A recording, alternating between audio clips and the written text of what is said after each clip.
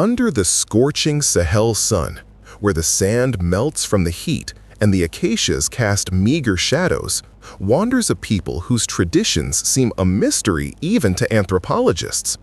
The Fulani are pastoralists whose caravans stretch from Senegal to Chad, a people who have turned survival into an art. And at the heart of their cultural world is polygamy, a system of marital relations where the choice of the first wife determines the fate of an entire clan. But how exactly does this choice happen? What invisible threads connect a man with his future first wife in a society where one man can have up to 4 wives? And why is it that the first marriage becomes the foundation of the entire family structure in this amazing culture? The golden rules of blood. In the Fulani world, marriage isn't a romantic story of 2 hearts. It's a strategic alliance where every decision is dictated by millennia-old traditions of survival in the harsh Sahel environment. The system of endogamy, marriages within one's own group, turns the choice of a spouse into a complex math of kinship ties. The first and most preferred choice for a young Fulani man is a patrilateral parallel cousin. This is the daughter of his father's brother, a girl who bears the same surname and belongs to the same patrilineal group. This type of marriage strengthens clan ties, keeps livestock within the extended family, and ensures cultural continuity. If a patrilateral cousin isn't available, the system offers alternatives with a clear hierarchy. The second choice is a girl with whom the groom shares a great-grandfather. The third is someone with whom they share a great-great-grandfather. The fourth is a patrilateral cross-cousin, the daughter of the father's sister. Each level of kinship has its own significance in the complex social architecture of the Fulani. This system seems restrictive, but in reality, it represents an ingenious adaptation to a nomadic lifestyle. In conditions of constant movement across the vast territories of West Africa, where clans can be separated for months, consanguineous marriages guarantee that the family structure remains stable even in the event of geographical separation. When the land dictates the laws of love.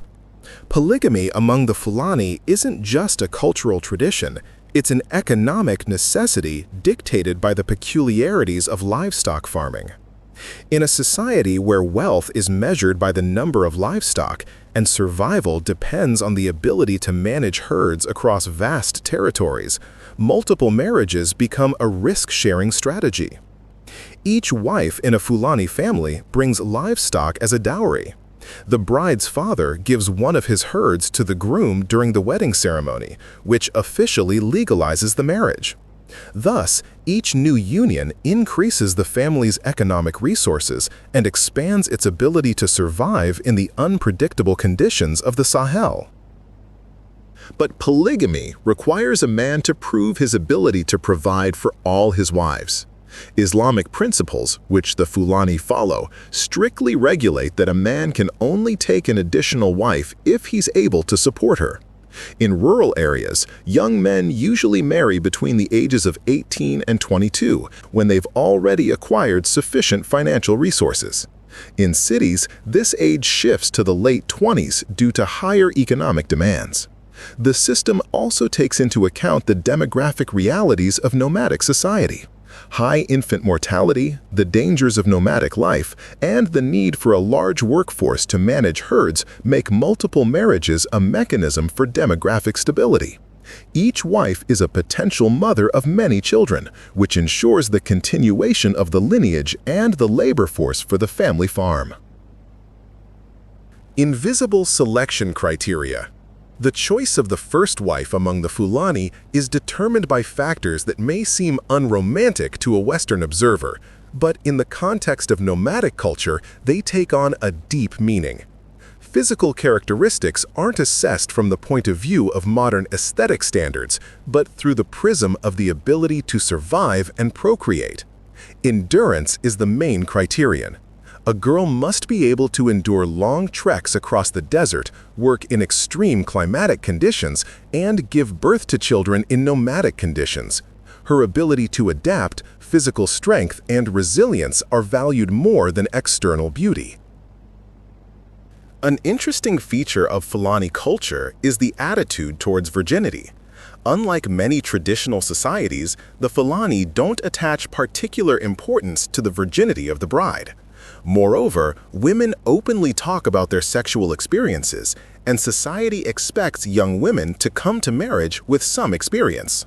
This cultural peculiarity is related to the transitional rituals of Fulani youth. Traditional festivities and seasonal gatherings provide young people with opportunities for social interaction and acquaintance. These events serve as a kind of social laboratory where young people acquire the interpersonal skills necessary for future family life. The economics of kinship. Fulani wedding ceremonies are complex economic transactions where traditional rituals are intertwined with practical considerations. The groom must present money to the bride's family, which is used to buy items needed to create a new home and pay for the wedding ceremony. It's noteworthy that the bride herself isn't present at the wedding ceremony. The official conclusion of the marriage occurs when the bride's father hands over one of his herds to the groom. This moment legally legitimizes the union. A more traditional Islamic ceremony, Kabal, may also be held when neither the bride nor the groom may be present. Marriage is publicly recognized only when the bride moves to the husband's village, an event called Bangal. The women of her new village come to greet her and officially include her in the community. This ritual symbolizes not just a change of residence, but integration into a new social structure. The inheritance system also reflects the patriarchal structure of Fulani society. Livestock and the deceased's widows are inherited by members of his lineage. A man always passes his property to his eldest son after death. Women in the family rarely receive inheritance as they are considered less important than men in rural areas. Adaptive strategies for social survival. The Fulani polygamous system evolved as a response to the specific challenges of nomadic pastoralism in one of the harshest climates in the world. Unlike settled agricultural cultures where multiple marriages may be associated with demonstrating status, among the Fulani, polygamy serves practical purposes of adapting to the environment. A nomadic lifestyle requires constant risk diversification. Families often split into parts. One group stays on traditional pastures, another explores new territories, and a third trades in markets. In such conditions, having several wives allows a man to manage various aspects of economic activity simultaneously. Each wife specializes in certain tasks.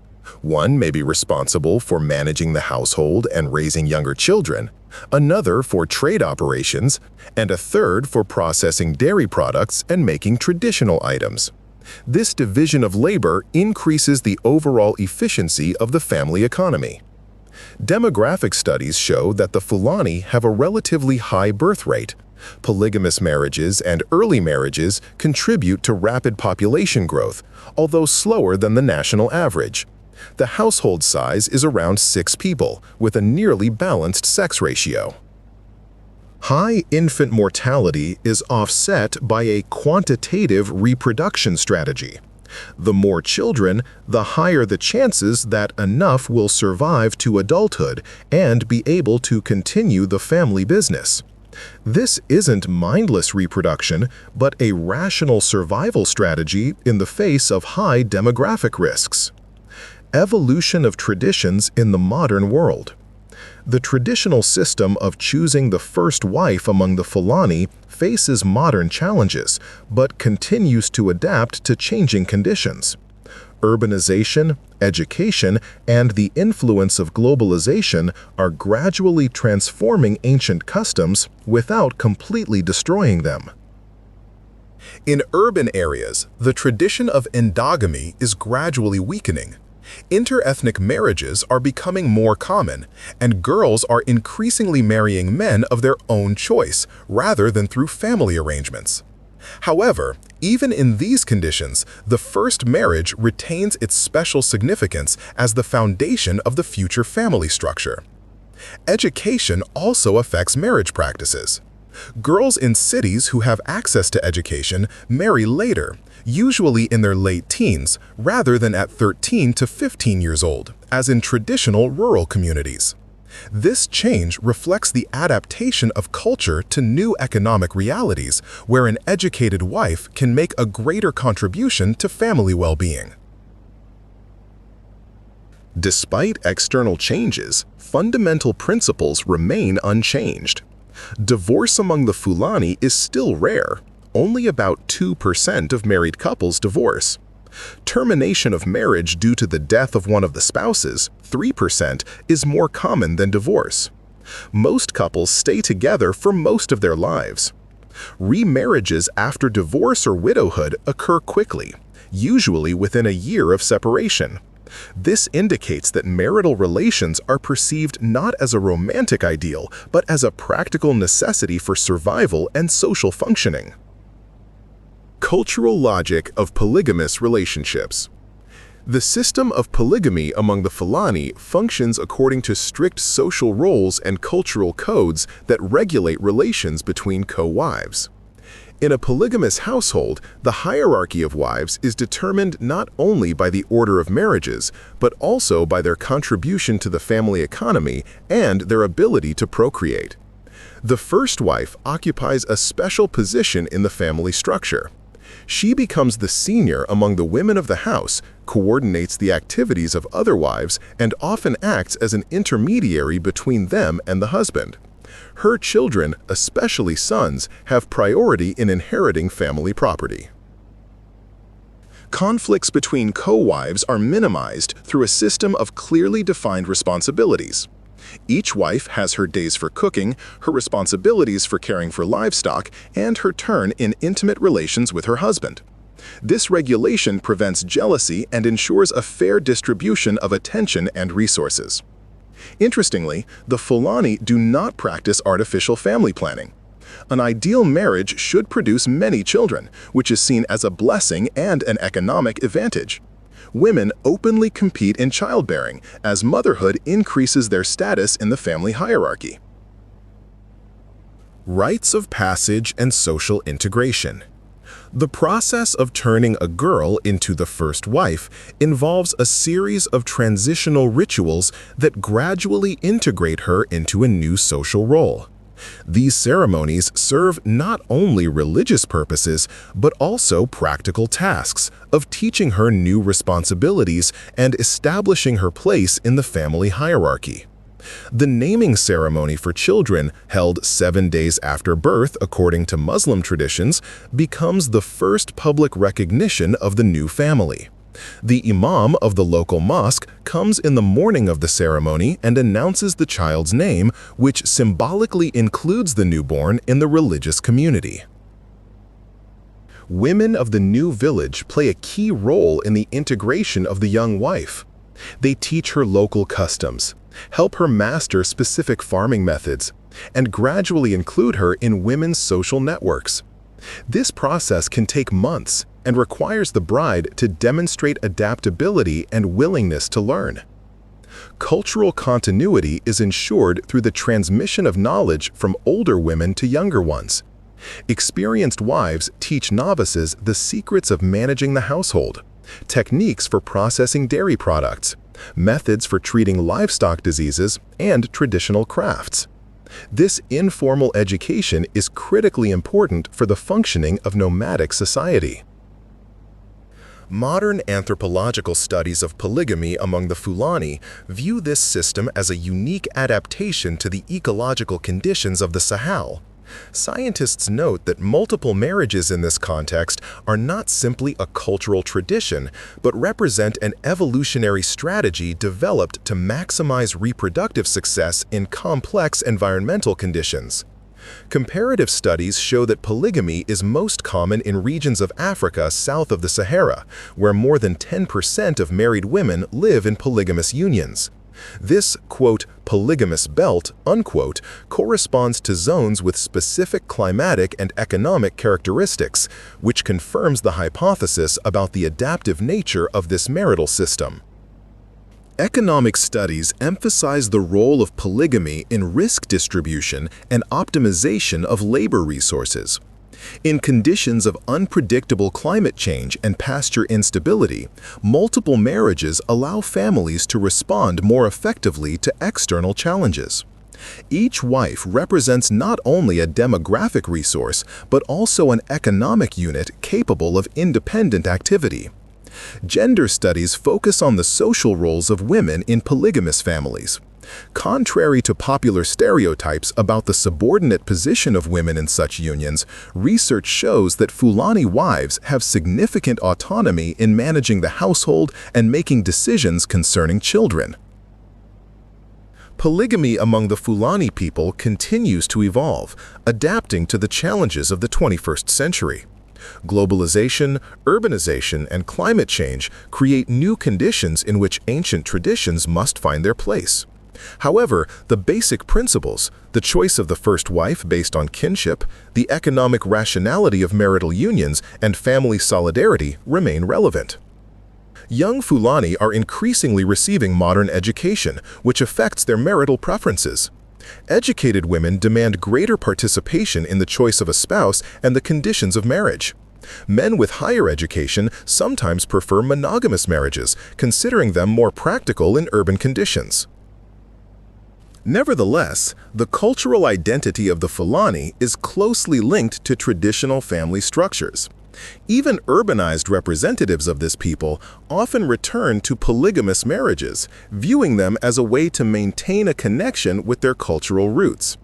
The first wife in such families is still chosen according to traditional criteria, even if subsequent marriages are concluded on different principles. Researchers predict that the system of polygamy among the Fulani will continue to transform, preserving its adaptive function but adapting to new socioeconomic realities. The choice of the first wife will remain a key element of this system, as it determines the basis of the entire family structure and cultural continuity. Ultimately, Fulani polygamy is not an archaic relic, but a living, evolving system of social survival that demonstrates the amazing ability of human communities to adapt to changing conditions while preserving their cultural identity. The choice of the first wife in this system is not just a personal decision, but a strategic act that determines the future of an entire clan in the vast expanses of the African Sahel.